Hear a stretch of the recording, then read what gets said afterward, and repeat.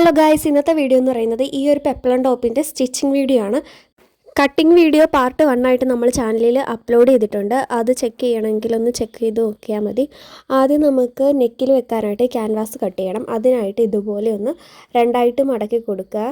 ഞാൻ നെക്ക് വിട്ട് 3.5 എടുത്തേക്കുന്നത്. അതുകൊണ്ട് ഒരു 4.5 ഇഞ്ച് വീതിയിൽ മടക്കി കൊടുത്താൽ മതി. മുകളിലൊരു ലൈൻ വരച്ച് കൊടുക്കുക. എന്നിട്ട് നമ്മുടെ നെക്ക് വിട്ട് 3.5 മുകളിലൊന്ന് മാർക്ക് ചെയ്ത് കൊടുക്കുക. അതിനുശേഷം നെക്ക് ഡെപ്ത് എന്തോരം വേണമെന്നുള്ളത് മാർക്ക് ചെയ്ത് കൊടുക്കുക. ഇവിടെ ഞാൻ 6 എടുത്തിരിക്കുന്നത്. അതൊന്ന് മാർക്ക് ചെയ്ത് കൊടുക്കുകയാണ്. പിന്നെ വി ഷേപ്പ് നെക്ക് ആയതുകൊണ്ട് തന്നെ ആ 3.5 മാർക്ക് ചെയ്ത പോയിന്റിൽ നിന്ന് ആ 6 മാർക്ക് ചെയ്ത പോയിന്റിലേക്ക് ഒരു ചരിഞ്ഞ ലൈനാണ് വരച്ച് കൊടുക്കുന്നത്. സ്ട്രെയിറ്റ് വീനക്ക് വെക്കുമ്പോൾ ഒരു ഭംഗിയുണ്ടെന്ന് എനിക്ക് തോന്നിയിട്ടില്ല. ഒരു ചരിഞ്ഞ വീനക്ക് വരുമ്പോഴാണ് കുറച്ചുകൂടെ ഭംഗിയായിട്ട് എനിക്ക് തോന്നിയിട്ടുള്ളത്. അതുകൊണ്ട് ഞാൻ ഈ വീനക്കിൻ്റെ ആ ഷേപ്പ് ഒന്ന് കുറച്ചുകൂടെ ഉള്ളിലോട്ടാക്കി കർവ് ചെയ്ത് കൊടുക്കുകയാണ്. പേന കൊണ്ടായതുകൊണ്ട് എനിക്കൊരു വശമില്ല. ചോക്കായിരുന്നെങ്കിൽ കുറച്ചുകൂടെ എളുപ്പത്തിൽ വരക്കായിരുന്നു. അതുകൊണ്ട് ഞാൻ 2-3 പ്രാവശ്യം വരച്ചിട്ടാണ് കട്ട് ചെയ്തത്. ഇങ്ങനെ വരച്ചാൽ നമ്മൾ കട്ട് ചെയ്യുമ്പോൾ നേരെ ഒന്ന് പിടിച്ച് കട്ട് ചെയ്താൽ മതി. ഇനി നമുക്ക് ചെയ്യേണ്ടത് 1 ഇഞ്ചോ 1.5 ഇഞ്ചോ വീതിയിൽ ഈ നെക്കിൻ്റെ ഷേപ്പിന് ചുറ്റും ഈ ഷേപ്പ് തന്നെ ഒന്നുകൂടെ വരച്ചു കൊടുക്കണം. നമ്മൾ നെക്കിൽ ക്യാൻവാസ് വെക്കുന്നത് കുറച്ചുകൂടെ സ്റ്റിഫായിട്ടിരിക്കാനും അതുപോലെ തന്നെ നെക്കിൻ്റെ ഷേപ്പ് കൃത്യം കിട്ടാൻ വേണ്ടിയിട്ടുമാണ് സ്റ്റിഫ് വെക്കുന്നത്. അപ്പോൾ ഞാൻ നേരത്തെ പറഞ്ഞ പോലെ തന്നെ 1 ഇഞ്ച് വീതിയിൽ ആ ഷേപ്പ് തന്നെ ചുറ്റിനും വരച്ചെടുക്കുക. ഇനി നമുക്ക് ബാക്ക് നെക്ക് ഒന്ന് വരച്ചെടുക്കാം. നേരത്തെ പറഞ്ഞ പോലെ തന്നെ നെക്ക് വിട്ട് 3.5 എടുത്തിരിക്കുന്നത്. താഴത്തേക്ക് നെക്കിൻ്റെ ഇറക്കം 3 എടുക്കുന്നത്. 3 ആകുമ്പോൾ അധികം കയറിയതും അല്ല അധികം ഇറങ്ങിയതും അല്ല, ആ ഒരു രീതിയിലുള്ള ഒരു നെക്കാണ്. ബാക്കിൽ നമ്മൾ റൗണ്ട് നെക്കാണ് കൊടുക്കുന്നത്. എല്ലാ പെപ്ലം ടോപ്പിനും ഞാൻ അങ്ങനെയാണ് ചെയ്യാറ്. അപ്പോൾ ഈ ഒരു ഷേപ്പ് വരച്ച് കൊടുത്തിട്ടുണ്ട്. എന്നിട്ട് നേരത്തെ നമ്മൾ വീനെക്കിൽ ചെയ്ത പോലെ തന്നെ 1 ഇഞ്ച് വീതിയിൽ അതിന് ചുറ്റും ആ ഒരു ഷേപ്പ് തന്നെ പിന്നെയും വരച്ച് കൊടുക്കുകയാണ്. എന്നിട്ട് ഇതൊന്ന് കട്ട് ചെയ്തെടുക്കാം. ഇനി നമുക്ക് ക്യാൻവാസ് അയൺ ചെയ്യാനായിട്ട് ഒരു മെറ്റീരിയൽ വേണം. ലൈനിങ് മെറ്റീരിയലാണ് നമ്മൾ ക്യാൻവാസ് അയൺ ചെയ്തെടുക്കുന്നത്. എനിക്ക് കറക്റ്റ് ഷെയ്ഡ് കിട്ടിയില്ല, അപ്പോൾ ഞാനൊരു റെഡാണ് എടുത്തിരിക്കുന്നത്. എന്നിട്ട് നമ്മൾ നേരത്തെ കട്ട് ചെയ്ത ആ വി നെക്കും റൗണ്ട് നെക്കും ഇതുപോലെ തുണിയിൽ വെച്ച് കൊടുക്കുക. ക്യാൻവാസിൽ ഒരു തിളക്കമുള്ള ഭാഗമുണ്ട്, അത് അടിയിൽ വരുന്ന രീതിയിൽ ഇതുപോലെ വെച്ച് കൊടുത്തിട്ട് ഒന്ന് അയൺ ചെയ്ത് കൊടുത്താൽ മതി. ഇവിടെ ഏതെങ്കിലും ഒരു ഭാഗത്ത് തുണി മാക്സിമം വേസ്റ്റ് ചെയ്യാതെ ഒരു സ്ട്രെയിറ്റ് ആയിട്ട് ആ വി ഷേപ്പ് കിട്ടുന്ന രീതിയിൽ വെച്ച് കൊടുത്തിട്ടൊന്ന് അയൺ ചെയ്ത് കൊടുത്താൽ മതി. ഇതുപോലെ തന്നെ ബാക്ക് നെക്കും ഒന്ന് അയൺ ചെയ്ത് കൊടുക്കുക. ഇനി നമ്മൾ ഇതിന് ചുറ്റും ഒരു 1/2 ഇഞ്ച് വീതിയിൽ ഇതുപോലെ ഒന്ന് ആ ഷേപ്പിൽ തന്നെ കട്ട് ചെയ്ത് കൊടുക്കുക. ഫ്രണ്ട് നെക്കും ബാക്ക് നെക്കും അതുപോലെ തന്നെ കട്ട് ചെയ്തെടുക്കാം.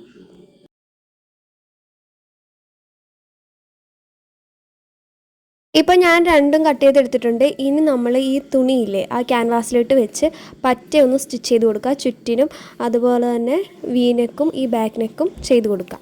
ഇനി നമുക്ക് ബാക്ക് സൈഡിലെ ആ യോക്കിൽ നെക്ക് സ്റ്റിച്ച് ചെയ്ത് കൊടുക്കാം. അതിനായിട്ട് നേരത്തെ നമ്മൾ ആ ഷോൾഡറിൻ്റെ സെൻറ്റർ മാർക്ക് ചെയ്തായിരുന്നു.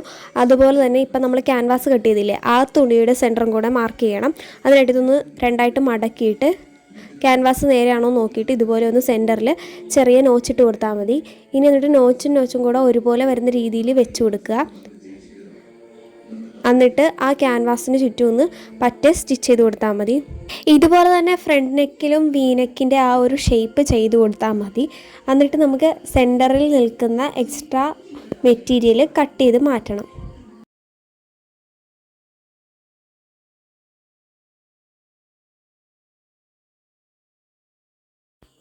അപ്പോൾ ഇതുപോലെ നമ്മൾ സ്റ്റിച്ച് ചെയ്ത് കൊടുത്തിട്ടുണ്ട്. ഇനി നമുക്ക് സെൻറ്ററിൽ നിൽക്കുന്ന ആ ഒരു മെറ്റീരിയൽ കട്ട് ചെയ്ത് മാറ്റാം. അപ്പോൾ ആ വി ഷേപ്പിന് ചുറ്റും ഒരു 1/4 ഇഞ്ച് തുണി ഇട്ടിട്ട് ആ ഷേപ്പിൽ കട്ട് ചെയ്ത് മാറ്റിയാൽ മതി.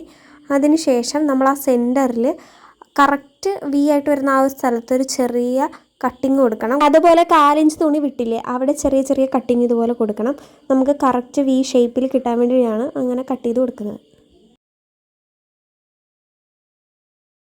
ഇനി ഇത് കട്ട് ചെയ്തതിന് ശേഷം ക്യാൻവാസ് ഉള്ളിലോട്ട് വെച്ച് അതിന് പറ്റ ഒന്ന് സ്റ്റിച്ച് ചെയ്ത് കൊടുക്കുക. ക്യാൻവാസിലാണ് സ്റ്റിച്ച് ചെയ്ത് കൊടുക്കേണ്ടത്. എന്നിട്ട് അത് ഉള്ളിലോട്ട് ഇടുമ്പോൾ നമുക്ക് കൃത്യം ആ ഒരു വി ഷേപ്പ് കിട്ടും. ഈ രീതിയിൽ തന്നെ ബാക്ക് നെക്കും നമുക്ക് ചെയ്തെടുക്കാം. എന്നിട്ട് 2 നെക്കും ലാസ്റ്റ് ഹെം ചെയ്താൽ മതി. ഇനി നമുക്ക് ഈ ആലിയ കട്ട് ഷേപ്പിന് താഴത്തോട്ട് വരുന്ന പ്ലീറ്റ്സ് ഇടുന്ന ആ ഭാഗമില്ലേ അതാണ് സ്റ്റിച്ച് ചെയ്യേണ്ടത്. അതിനായിട്ട് നമ്മൾ കട്ട് ചെയ്ത് വെച്ചേക്കുന്ന തുണി എടുക്കുക. എന്നിട്ട് നല്ല വശവും ചേർന്ന് വരുന്ന രീതിയിൽ തുണിയൊന്ന് ഇട്ട് കൊടുക്കുക. ആ വി ഷേപ്പ് വരുന്ന ഭാഗം ഈ യോക്ക് പോർഷൻ്റെ വി ഷേപ്പ് വരുന്ന ഭാഗമായിട്ട് ചേർന്നിരിക്കണം. എന്നിട്ട് നമ്മൾ സൈഡിൽ 1 ഇഞ്ച് നേരെ സ്റ്റിച്ച് ചെയ്ത് കൊടുക്കുക. എന്നിട്ട് പ്ലീറ്റ്സ് ഇട്ട് കൊടുക്കുക. പ്ലീറ്റ്സ് ഇട്ട് കൊടുക്കുമ്പോൾ തുണിക്ക് എന്തോരം വീതി ഉണ്ടോ അതനുസരിച്ച് പ്ലീറ്റ്സ് ഇട്ട് കൊടുത്താൽ മതി. ഇപ്പോൾ നമ്മൾ പ്ലീറ്റ്സ് ഇട്ടുകൊണ്ടിരിക്കുന്ന മെറ്റീരിയലിൻ്റെ സെൻറ്ററും യോക്ക് പോർഷൻ്റെ സെൻറ്ററും ഒരു വി ഷേപ്പാണല്ലോ, അത് ഒരുപോലെ വന്ന് നിൽക്കുന്ന രീതിയിൽ സ്റ്റിച്ച് ചെയ്ത് വന്നിട്ട് അവിടെ സൂചി നിർത്തിയിട്ട് ബാക്കി സൈഡിലോട്ടും പ്ലീറ്റ് ഇട്ട് കൊടുക്കുക. ഇതുപോലെ തന്നെ ഇപ്പോൾ ഫുള്ളും പ്ലീറ്റ് ഇട്ട് കൊടുത്തിട്ടുണ്ട്. ഇനി നമ്മൾ ചെയ്യേണ്ടത് ആ യോക്ക് പോർഷനിൽ സ്റ്റിച്ചിൻ്റെ ആ ഒരു സീം അലവൻസ് ഇല്ലേ, അത് അകത്തോട്ട് വെച്ചിട്ട് ഇതുപോലെ പതിച്ചൊന്ന് സ്റ്റിച്ച് ചെയ്ത് കൊടുക്കുക. ഇപ്പോൾ അതുപോലെ ഞാൻ പതിച്ച് സ്റ്റിച്ച് ചെയ്ത് കൊടുത്തിട്ടുണ്ട്. ഇനി നമുക്ക് ഇതുപോലെ തന്നെ ബാക്ക് പോർഷൻ എങ്ങനെയാണ് ചെയ്യുന്നത് നോക്കാം. ഇനി നമുക്ക് താഴത്തേക്ക് പ്ലീറ്റ് ഇടാനായിട്ട് നേരത്തെ കട്ട് ചെയ്ത് ആ 12 ഇഞ്ച് നീളമുള്ള മെറ്റീരിയൽ എടുക്കുക.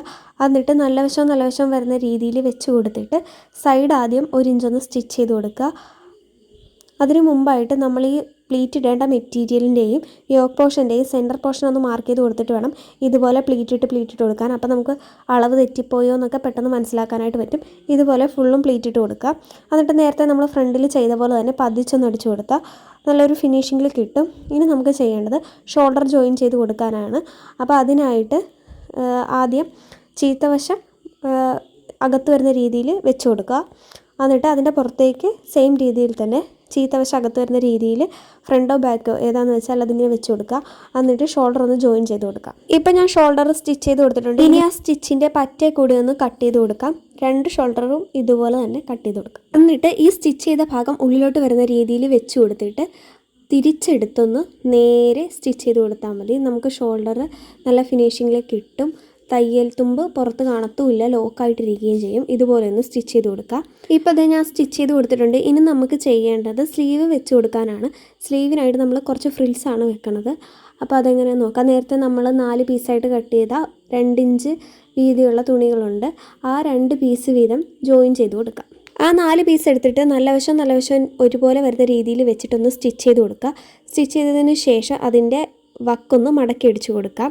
ഞാനിവിടെ മാക്സിമം ചെറിയ വീതി വരുന്ന ഫ്രിൽസാണ് ഇട്ടേക്കുന്നത്. ചിലവർക്ക് വലിയ ഫ്രിൽസാണ് ഇഷ്ടം, അപ്പോൾ അതുപോലെ സൈസ് മാറ്റി കൊടുത്താൽ മതി. ഇപ്പോഴത്തെ ഞാൻ വക്കും മടക്കി അടിച്ചു കൊടുത്തിട്ടുണ്ട്, അതുപോലെ ജോയിൻ ചെയ്തും കൊടുത്തിട്ടുണ്ട്. ഇനി നമ്മൾ ചെയ്യേണ്ടത് ആ ആം ഹോളിൻ്റെ ഭാഗത്തേക്ക് ഇതൊന്ന് സ്റ്റിച്ച് ചെയ്ത് കൊടുക്കണം.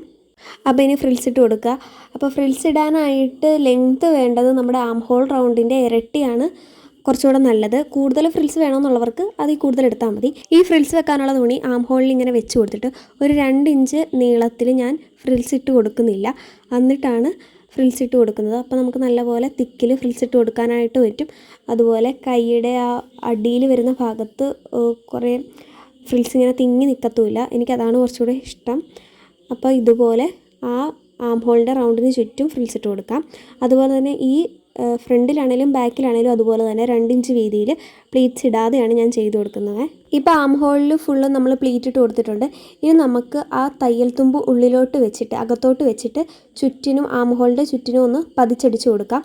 അല്ലെങ്കിൽ ആ തയ്യൽ തുമ്പ് എപ്പോഴും നമ്മുടെ ഷോൾഡറിൻ്റെ ആ ഭാഗത്ത് വന്ന് നിൽക്കും. ഇനി നമുക്ക് ചെയ്യേണ്ടത് 2 സൈഡും ഒന്ന് ജോയിൻ ചെയ്ത് കൊടുക്കാനാണ്. അതിന് ഈ ടോപ്പ് ഒന്ന് മറിച്ചിടുക. എന്നിട്ട് ചീത്ത വശത്ത് നമ്മൾ 2 സൈഡും സ്ലീവ് തൊട്ട് താഴെ വരെ ഒന്ന് ജോയിൻ ചെയ്ത് കൊടുക്കുക. അങ്ങനെ നമ്മൾ ജോയിൻ ചെയ്തതിന് ശേഷം ഫ്രണ്ടിലെയും ബാക്കിലെയും ലെങ്ത്ത് കറക്റ്റാണോ എന്ന് നോക്കുക. ഇപ്പം ഞാൻ സ്റ്റിച്ച് ചെയ്ത് വന്നപ്പോൾ കുറച്ച് വ്യത്യാസം വന്നിട്ടുണ്ട്. ചിലപ്പോൾ നമ്മൾ തയ്യൽ തുമ്പ് കയറിപ്പോയതിൻ്റെ ഇറങ്ങിപ്പോയതിൻ്റെയൊക്കെ വ്യത്യാസം ചെറുതായിട്ട് വരും. അപ്പോൾ 2 സൈഡും സ്റ്റിച്ച് ചെയ്തതിന് ശേഷം ഒരുമിച്ചിട്ട് ലെങ്ത്ത് കറക്റ്റ് ആക്കിയതിന് ശേഷം താഴെ ഇതുപോലെ ഒന്ന് മടക്കി അടിച്ചു കൊടുത്താൽ നമ്മുടെ ടോപ്പ് റെഡി ആയിട്ടുണ്ട്. ഇതിൻ്റെ ഒരു ഫോട്ടോ ഞാൻ വീഡിയോയുടെ അവസാനം കൊടുത്തേക്കാം. അപ്പോൾ ഇന്നത്തെ ടോപ്പ് എല്ലാവർക്കും ഇഷ്ടപ്പെട്ട വീഡിയോ ഒന്ന് ലൈക്ക് ചെയ്യുക, ഷെയർ ചെയ്യുക, കമൻറ്റ് ചെയ്യുക. ചാനൽ സബ്സ്ക്രൈബും കൂടി ചെയ്തേക്കുക. Thank you.